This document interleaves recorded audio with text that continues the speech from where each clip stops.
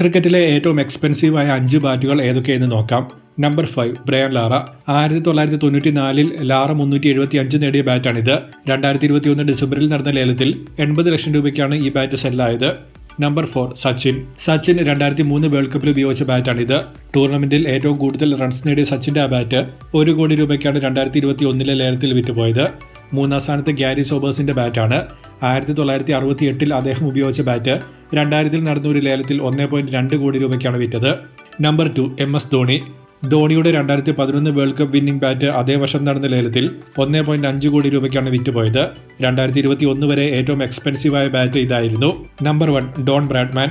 ഇതിഹാസ താരം ബ്രാഡ്മാൻ 1934 ആഷസിൽ ഉപയോഗിച്ച ബാറ്റ് 2021 1.9 കോടി രൂപയ്ക്കാണ് വിറ്റുപോയത്. ആ ആഷസിൽ ഇംഗ്ലണ്ടിനെതിരെ ഒരു ട്രിപ്പിൾ സെഞ്ചുറിയും ഒരു ഡബിൾ സെഞ്ചുറിയും ബ്രാഡ്മാൻ അടിച്ചിരുന്നു. ബ്രാഡ്മാൻ മ്യൂസിയത്തിൽ ഈ ബാറ്റ് ഡിസ്പ്ലേ ചെയ്തിട്ടുണ്ട്.